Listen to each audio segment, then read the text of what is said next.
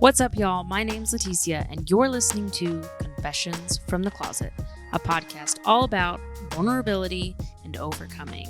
It's time we get ourselves unstuck from these boxes and these closets that we've allowed ourselves to be trapped in. We're so much bigger than these boxes we've been in. It's time we go deep, y'all. What's up, y'all? Welcome back to another week of Confessions from the Closet. I get to have Maddie back this week.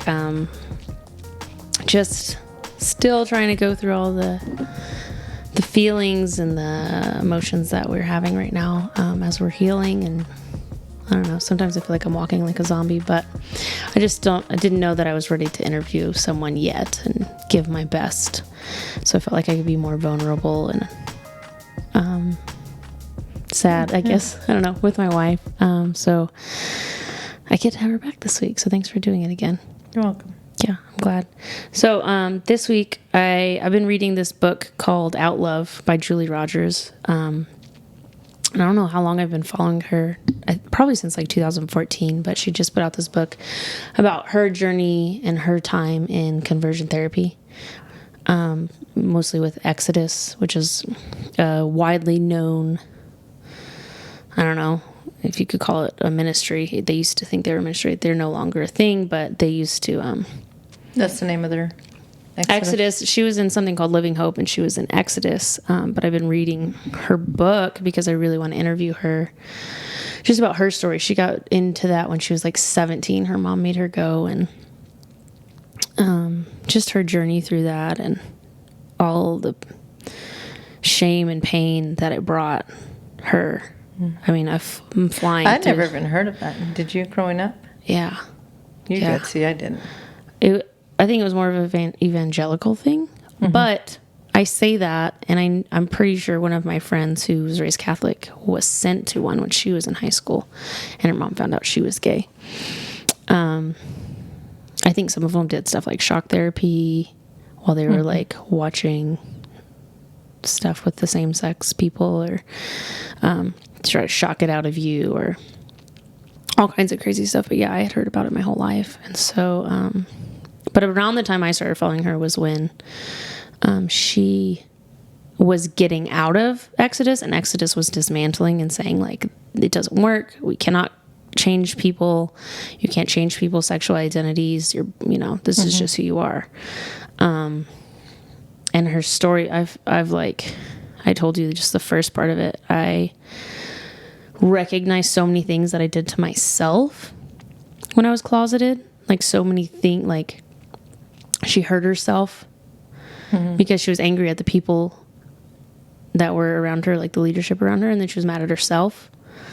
And so she would hurt herself, and I would do things like that. I think that's probably where all my depression and suicidal thoughts stemmed from, just this like self-hatred and shame and all the stuff that I felt as a closeted Christian person. Like I knew I was gay, and God would not take it away.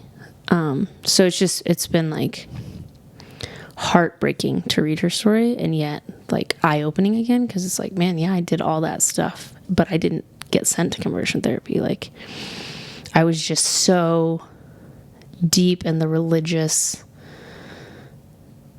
church, I guess you could say, or vibe. Like it was so strong against LGBT people, and I heard it, and I just was like, I'm an abomination. But anyways, so I've been reading that, and there's a part in the book where she talks about tokenism. And this was something that really resonated with me because I was like, holy crap. So hopefully I'll have her on and we can talk more about her story. But anyways, it says tokenism is feeling pressure to be perfect around straight Christians, as if they're always watching and making judgments about the whole LGBTQ community based on her every move. And I was like, yep, felt that. That's something I have struggled with for, I can't even say how long. My whole life, I guess, especially since I've come out. It's like that thing, like you're not straight enough or gay enough for the Christian, or you're not Christian enough for the whatever. You're too Christian for the gays and you're too gay for the Christians, kind of thing. Like that's how it feels. It's like, gotta put on this perfect thing. And I know coming to more, I had less walls and less of that trying to be something I didn't need to be. Like more kind of our church. I thought you were going to say something. Oh, I was going to say it was because of the people there. Yeah, made you feel comfortable. Oh my gosh, I keep forgetting to turn on my light. It's all about the look. It's the people there, the spirit, the DNA of our church. It just disarms you. It strips you of all the walls you've had, and you feel safe. I don't know, I cannot explain it, but I swear when you walk in that building, especially for us, I felt safe, and I didn't have to be something I wasn't ever. I don't think I've ever had to be something I wasn't. But that is not the feeling I have everywhere. And I feel like I have had those walls more with your family because we're around them a lot. And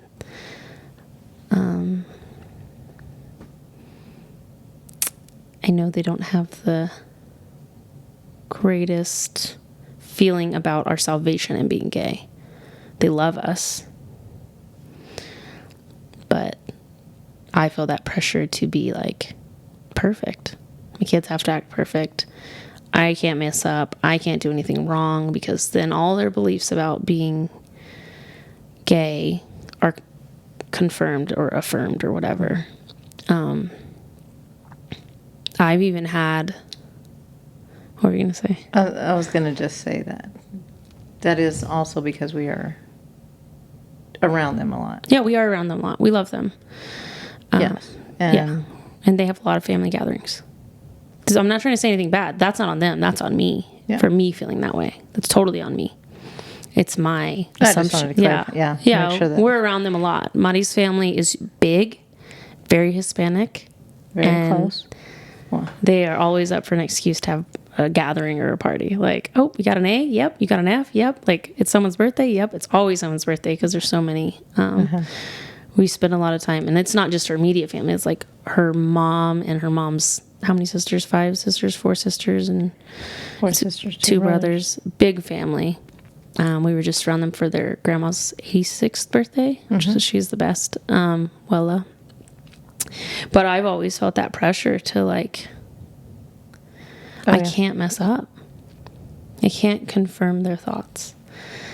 I even thought, and I know it was a lie, but I've had the fear that, all of this crappiness that's happening around us is because of our sin. I used air quotes. You know, like that they might believe that. And it hurt my feelings. Nobody said that to me. There's just a fear of mine. But I think, just in the past couple months, since starting the podcast and just really praying about what God wanted to do, I feel like I've slowly started unraveling those things and being like, it doesn't matter. This is me. I don't have to prove anything. I don't need to say, because something I'll do, even at Torchy's, we'll be like at Torchy's at dinner or lunch right after church, and people like stare at us sometimes because we live in Amarillo. So we stick out. And I'll be like talking all loudly about how we were just at church because I want them to hear like we love Jesus. And I'm like, it's so gross to me that I do that, but I feel this need to be like, but we love Jesus. Yeah. So they'll see past my gayness. Yeah. Our family. And that just is a shitty thing to feel. Like I need to prove to a stranger that I'm worthy of God's love because of the way they're looking at me. But it's like, I do it. I do it all the time. Like, do y'all see my crosses on my neck? Like, I just came from church. I'm on the worship team. Like, I'll have that conversation with you loud enough so these strangers staring know that. And it really bothers me that I've always felt this pressure to be like, see, gay people can love Jesus. Like, see. And I really feel like I've started unraveling that, like, stare away. I don't care. I do not have to prove that God loves me or that I love him or that if you see me and you know me, you'll figure it out.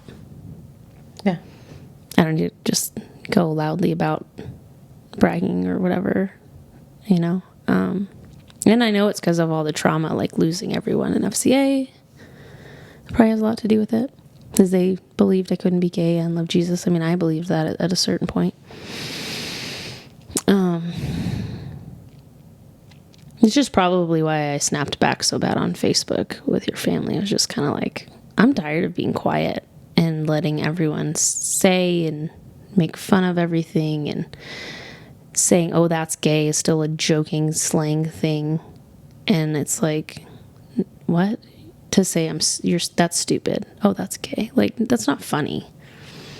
You know, it's not funny to do that. And I'm tired of our community being a joke to people who love us. Mm-hmm. And, you know, I don't know. Because it also made me think about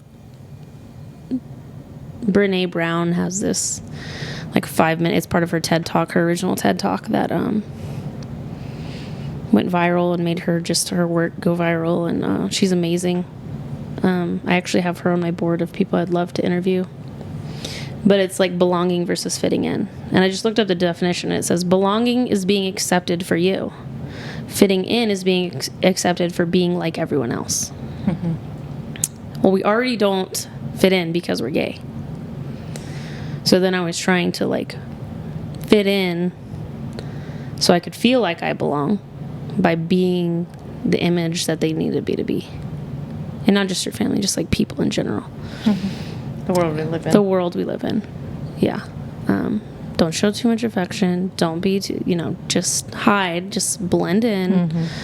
Mm-hmm. And that,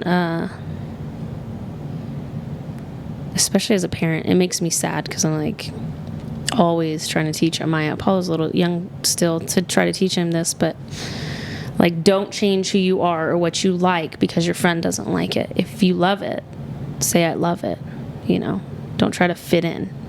Just be you. And if you don't belong, find a new circle. I think it's important to talk about that. Mm-hmm. We have 2 young kids, and it's important to talk about it early in life. That's right. There you go. For us. That's good. Yeah, but if we say kids like don't say do as I say, like do as I do, they're going to do what we do. And if they see us changing who we are to try to fit in and be accepted, even as kids who could be straight or gay, whatever they are, when they grow up and decide to tell us who they are, mm-hmm. I want them to be themselves at the end of the day. I want them to own every gift, every weird thing about themselves, and just be themselves. And I think religion and the church, and this is all denominations, has, for me, put on this like one size fits all. This is who we should be. Women don't speak. Being gay is a sin. Who you have to be, not even should be. Yeah. And Jesus says otherwise, and thankfully we go to a church where women do preach and women do lead worship, and we are all equal. We're literally all equal. There is a gay person on stage,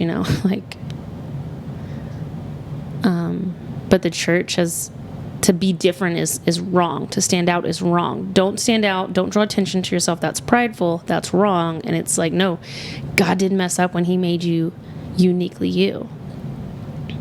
But the enemy has come in through the church and told us we all need to fit in. Don't trust our feelings. Don't trust your thoughts. Don't speak when you feel led to. Just do what you're supposed to do. Don't be who you're supposed to be, And this goes for not just gay people. This goes across the board for people in general.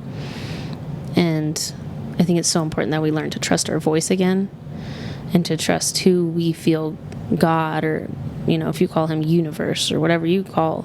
I call him God and Jesus, Holy Spirit, but you could call him something else. Doesn't mean it's not the same God, I don't know that. But whoever you feel, that inner knowing, as Glennon Doyle calls it, whatever you feel stirring in you, to trust that and to follow that. especially if it means you might not fit in. Like, it's worth it. It's worth being alone to follow your heart and to follow what God's called you to do. And God won't let you be alone. Yeah. He'll put the right people around you. Yeah. I mean, when I left FCA and lost all my friends, You might have felt alone. oh, it broke my heart. And I was alone at the time. I mean, my boss was against me. Everyone was against me. My sister was confused about it, and she lived with me, you know. I was dating online and trying to meet people and meeting all the wrong people at the beginning because I was just trying to figure out who I was as gay Leticia and what that looked like. And I finally got tired of that because I was abandoning the part of myself that loved Jesus, you know, because being madly in love with Jesus and being gay also is weird. That's not a normal thing. Yeah. It's not a common thing. Well, that's what attracted me to you. For sure. Yes, that's what attracted me to you.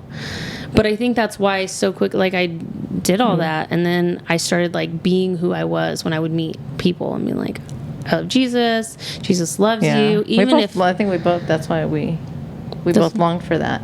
So as soon as I met you, I was like, ring 2 weeks later, married 3 months later.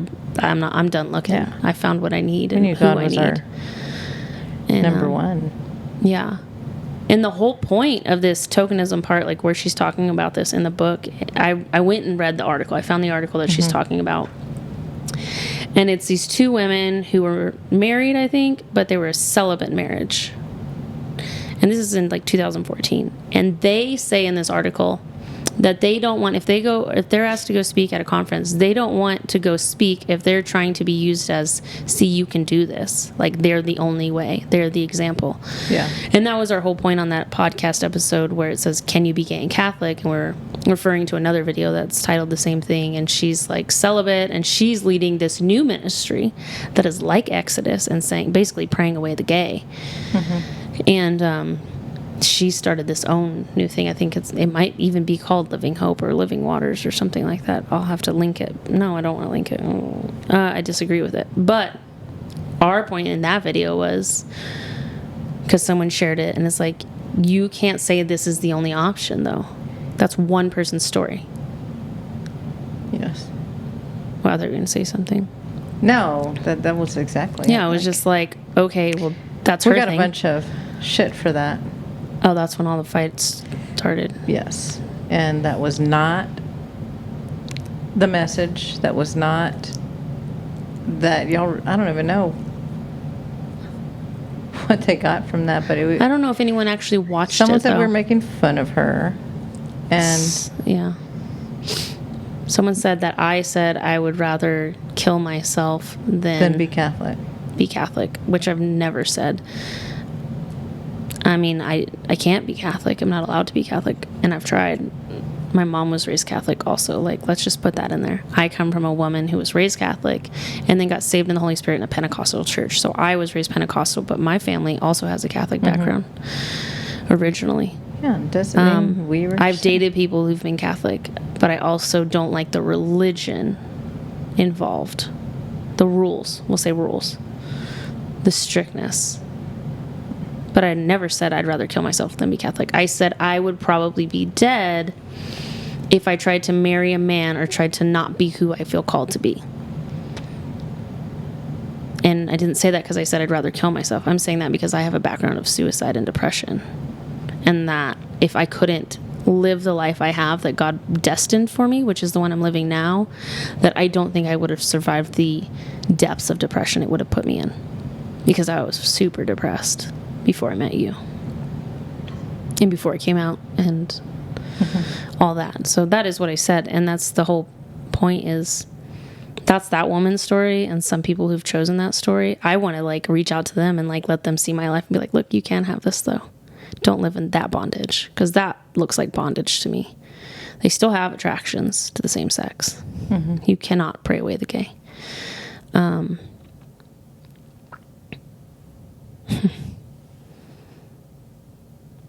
I lost my train of thought. But we were talking about the book. Oh, just that our story is one of many. I know a lot of gay people that choose to be celibate. Like, that's what they feel called to do. And that's awesome. Good on you. But they also know that it's okay that I feel called to do this. I think of, like, in the Bible when they say, like, when they're talking about, like, you can eat meat all of a sudden. Like, to some, it is a sin to eat meat. Still. And then when Jesus was saying that to Peter, I think it was, that it's not unclean, that I make all things clean, is what God was saying.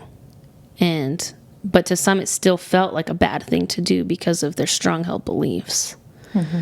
But you can't put your strong-held beliefs on me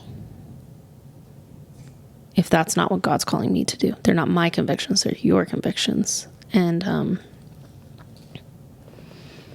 I said it, I think we were talking this morning, and I was just like, I know that I could not do all the things that God's put on my heart, the ministry, the love, the podcast, whatever, the things at church. I could not do these things if I didn't have you by my side. I couldn't do it with any other person. I couldn't do it alone, for sure. Mm-hmm. And, you know, some people feel the same thing with their marriages or with their singleness. You know, Paul was single. Paul chose that for whatever reason, but that's not everyone's choice. Like, God knows our hearts. He knows the depths of our soul. I needed you too. Thanks. But, I don't know. I just think it's so important to be who you are uniquely created to be. Don't hide those amazing, weird things about you. Because if people will just take the time to get to know that side of you, man, they can find beauty in something that everyone has told you is weird. Yeah. You know who I'm thinking about right now? Well, I'm just thinking about, we've been watching The Chosen, and just how Jesus was very clear about, like, hey, they're different. Yeah. And they're with me. They're different. Yes. If you haven't watched The Chosen yet, like, please go download the app, watch it. It's free. So good. It's amazing because they're so different. Like, Matthew and Simon don't get along, and Matthew's autistic. He's portrayed autistic, and it's just amazing to see them. Like, why'd you bring him into this? And he's like, because he's supposed to be here. And then eventually you see them, like, Simon's worried about Matthew because God just made them spend a whole day together looking for someone, and made them grow and see each other in a new way. And we went on a worship retreat recently, and I got to see some people, because we spent like 3 or 4 days together. You know, we don't get that kind of time together. I got to see parts of their personality, like, more in depth. Mm-hmm. And now things that used to kind of irritate me, I'm like, I love it. Like, I'm just like, this is beautiful characteristic of this person who I love, but, like, that kind of would make me uncomfortable. And now I, like, see the beauty in it, and I see that it's a gift. And there's been moments where I've broken down, and they've come up to me in their quirkiness and loved on me, and it was, like, exactly what my heart needed. And I only know that because I got to spend some deep time with them on our retreat. And that's why I'm always saying, like, Daryl said always, like, if you don't understand someone or you don't like someone, invite them over for dinner, break bread, drink wine. Mm-hmm. And I'll always go to that because that's what it's about. It's like communion, is building that community and getting to know someone and try to understand them, and just spending time with people and really letting God show you their heart. Because God's like, don't look at a man's outward appearance, but look at his heart as I do. Like, don't judge a book by its cover. That's why that's there. It's like, look at their heart. And I want to teach our kids to, like, we heard on this podcast today, she wanted her kids to live from the inside out, not from the outside in. And part of that is not trying to fit in. It's belonging to the right group that you're supposed to be in, and being uniquely who God has made you to be. Because he didn't make us all the same. He didn't make us all the same on purpose, because that's how vast and amazing he is, and that's how beautiful he is. He isn't this box, you know, he can't fit in a box. So why are we trying to make everyone fit in a box? God doesn't fit in a box. We are all created in his image, and he made us all so different. Even you and I, we're so different. We have a lot of the same things that we do and say now because we've been married so long. But we're very different. Absolutely. And there's things about you that I watch you do that I know are not my strengths. And it just like, I'm in love with it every time. The way you serve people, the way you love people, the way you get shy at Lowe's asking people for help, but yet you sell people phones all day and work with people one-on-one. Like little things about you that I am like, I'm just love. They're different than me, where I'm the exact opposite of you. Yeah. So I don't know. This is kind of a short episode, but it was just really on my heart. It's just this, it's time to break out and be who you are. And I'm really watching myself. The walls are falling down, and this need to try to fit in and fit a mold to make people feel more comfortable is like disappearing, to where it's like, if you're uncomfortable around me, then don't come around. If you're uncomfortable with my love, then don't come. If you're uncomfortable with my boldness and my determination and drive and passion to send out this message on this podcast and on social media to people to say, hey, I'm sorry if you've been hurt. I've been hurt too. Sometimes I still go through those types of hurt because I'm gay, but God loves you and God did not mess up, and you are absolutely created in his image. And that rubs a lot of people the wrong way. But you don't have to follow me. I hope you learn from me and I hope your heart changes. But I'm not going to quit doing what I feel called to do. It's just going to get bigger from here. Sorry, not sorry. I don't know. We all have such a creative calling on our lives. And if we live in fear of what people will think, there's so many people that aren't going to get to feel our love and what we're supposed to do. I don't know. You didn't say much, but you never do. You okay? Mm-hmm. All right. Okay, so we stopped recording and had a moment and really talked and decided that we should just record a little bit more. I said, sorry, not sorry, which was triggering, I think, for both of us, because I wrote a blog post 8 years ago titled Sorry, Not Sorry, about a time when we got engaged, when I asked Monty to marry me at a big family dinner and someone stormed out. And I wrote a blog about it. It's on my blog if you want to look it up. And Monty said, that's not you. Because I came off as cold, and I'm not a cold person. So I want to say that. You're right. It's not me. But at the beginning of the podcast, I said, I'm having a really hard time doing this right now. I have so many people I want to interview, but I just don't feel like I can give my best yet. Because I am, we talked about depression last week. I am very sad still. I mean, it's only been a few weeks. And it's been a rough couple months. But I'm learning this road of giving grace and love, but setting a boundary and loving myself too. And I don't know what that looks like yet. I've gone to a lot of people and like shared what's happened, and I think some people probably think I'm like letting it work me up, but I'm also like searching for answers because I don't know what that road looks like. And everyone that I've talked to doesn't seem to know what that road looks like either. If you've been through trauma or you've been through hurt, especially like if you're currently in that season, I think it's okay to give yourself more grace. I know that I sit at the table a lot and zone out right now because I'm just like, I'm still in shock. I'm still like, what? Yeah. God is so good. So don't get me wrong. Like, we had a really good worship night tonight. We had a prayer night at church, and God is very kind and nurturing right now for us. But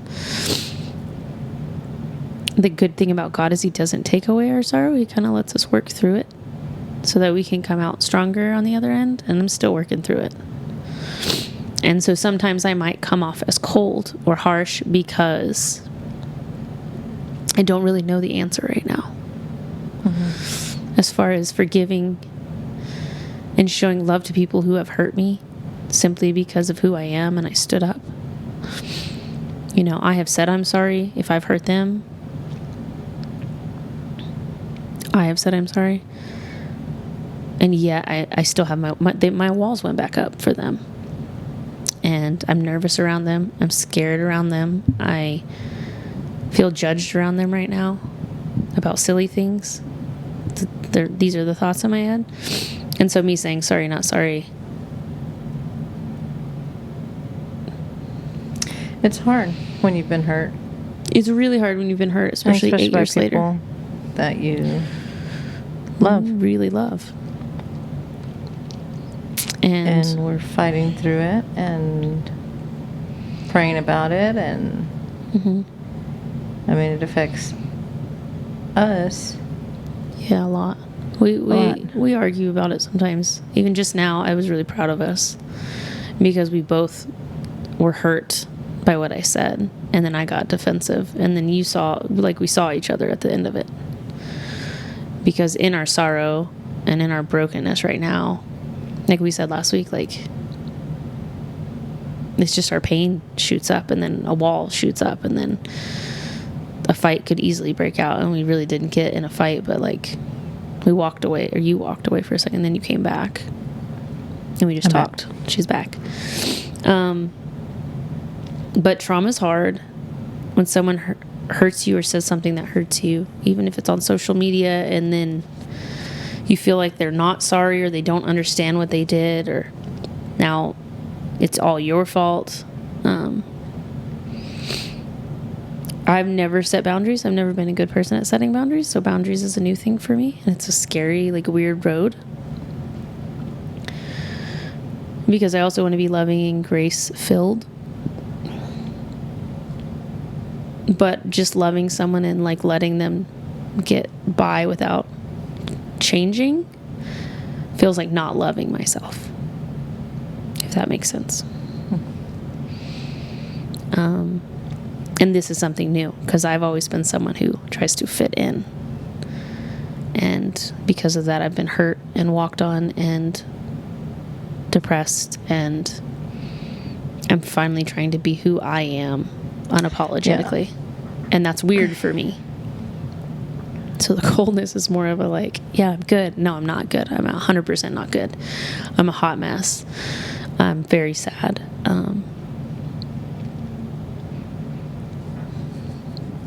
And that's okay. You have a big heart. I know that. Yeah. So this is something like you're going through, you know, whether it's like family hasn't accepted you, you've come out, or you've been pushed away, or whatever, you're trying to work through that. Like, give yourself grace and pray about it, and seek advice. Like I told Madi several times, I think it's time for me to see a counselor again, because there's some things that I'm trying to work through that I just don't have the answers. And I shouldn't expect my friends to have the answers, because they're not counselors or therapists. Like, they're not trained to do this, and that's okay. But I think it's time, because there's some things I'm working through that I'm like, I need help. Like, these are bigger than me, and I'm really good at coping with some of it, but this is some stuff I've never walked through. And I'm acknowledging that it's time. I don't know if anyone saw the Olympics and Simone Biles pulling out of the team rounds for her mental health. But if you're seeing her as someone weak, I know a lot of people aren't. A lot of people are seeing her choosing herself on a very public stage. She knew her mind was not right. The pressure of the judges and not giving her proper scoring because she's just too dang good. Her mind wasn't right, and when she does those tricks, she's risking her whole body and her whole career. She could easily end her career, and she chose herself and her mental health. And like we said last week, mental health is such a taboo, but it's becoming more real and more talked about and more accepted and more understood, that even right now, me acknowledging to y'all and to Madi, like, I'm not okay. but that's okay. You know, I'm still showing up and trying to do the podcast because, one, it's really healing for me. Two, I've committed to doing this, and I know that I'm the type of person that if I stay away too long, I won't come back to it. Yeah. That it just is part of how I operate. And so that's why I took 2 weeks and I was like, okay, we got to do it again. Even tonight, like, yeah, it was hard to come down here and do this, but even coming back and doing part 2, as we've called it. And we're going through a big part personally in our personal life with a lot. Yeah. Probably the most that we've ever gone. This is the biggest thing we've ever gone through because it's more than one thing. And we're dealing with hurting my family. Mm-hmm. That is huge. It's very raw. I mean, it affects us daily. Yeah. Daily. Yeah. And we share this not to like throw shade at anyone, but for the people who are listening who have or are going through similar things, we want you to know you're not alone. And something I said when I started the podcast was do it messy. Just show up and do it messy, and you'll improve as you go on, and you'll get better as you go on. And right now I feel like I'm showing up to life messy. Like I'm just... Yeah. Some days the house isn't clean. I actually need to do like 2 loads of laundry because I'm pretty sure Maddie doesn't have work pants right now. Like some days I don't get all my lists done because I'm just minute. Yeah, lots of minutes. And thankfully I do have at home, like I'm home with the kids, but I'm just trying to process. And thankfully I have that blessing because of your career, but it's okay to not be okay and to do life messy and just to give your best, even if it's a mess. Something I've been thinking about, like when we talked about last week, was like mental health. We started working out last Monday. Right behind this camera is our gym, and we started working out at 6:30 in the morning. So that it's before Maddie goes to work, which is super freaking early because I also don't fall asleep till 12. So I'm really tired too, which doesn't help me and my mental health. I've been taking lots of naps to try not to have a complete emotional mental breakdown because we know they happen with me and probably on the verge. But working out really... I'm proud of you for getting up. Yeah. It's so early. But it does help me because then I get like an extra couple hours. You have to read your book. To read my book. Have some chill time by yourself. Yeah, read the Bible. I know you enjoy. Yeah, you're really close to your mic.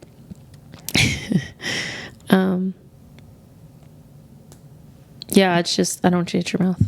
I've done it a lot. It's not going to hit my mouth. I've done it a lot at worship. I hit my mouth all the time. My lips are big, but yeah. Yeah. Anyways, like... I don't know. I just wanted to come back on here because I know for me, I put up walls and act like I'm just like this hard ass, and I'm not. I care about people so deeply. I care about what people think about me, which is something I'm working on because I've heard it's none of my business what others say or think about me because it really isn't. It shouldn't be. It's too painful to know the truth of what people say behind your back. And I've learned a lot of things that people have said behind my back. But living life marginalized the way we are, it walls are up that stay up sometimes. And yeah, it's hard. Yeah. And then you let them down. And you're like, feel safe. And then someone's like, bam! And then like stabs you and pours vinegar on those scars that you just were thinking were okay. And that's kind of where we're at. Yeah. Like, we were doing really good. And I even thought, oh man, everything feels so good. And then it was like, bam, bam, bam. Like everything's happening right now. And I know that in seasons like this, like breakthrough and amazing things are right on the other side.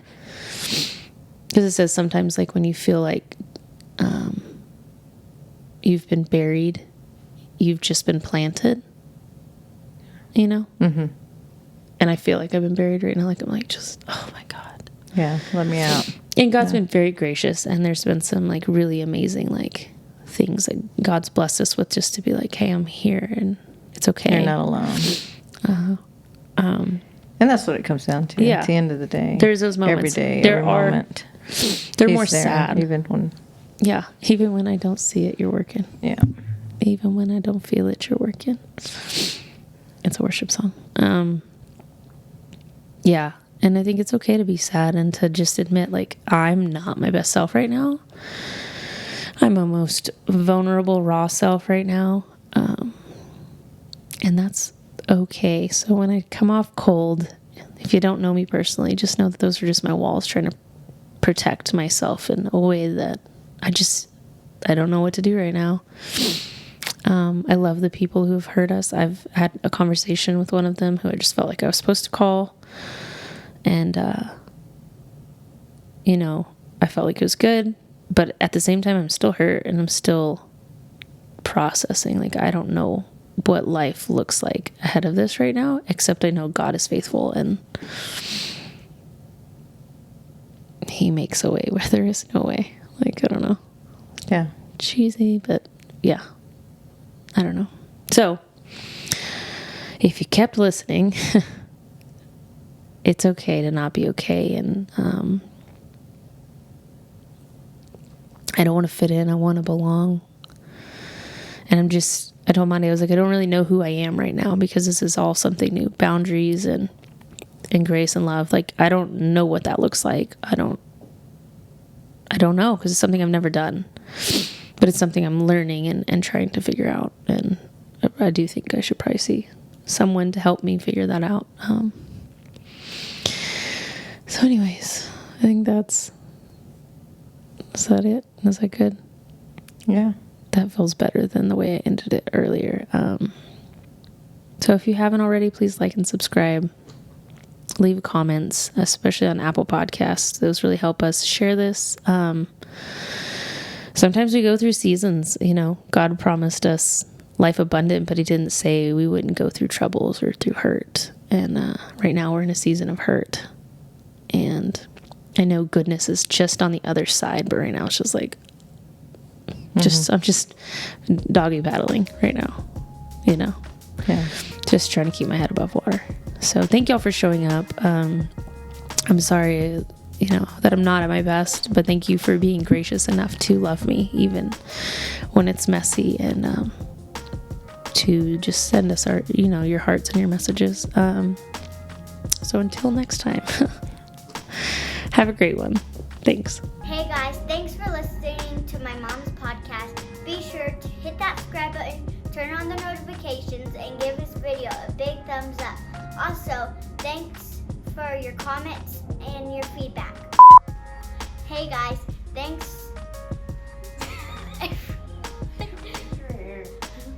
Hey guys, thanks for listening to my podcast.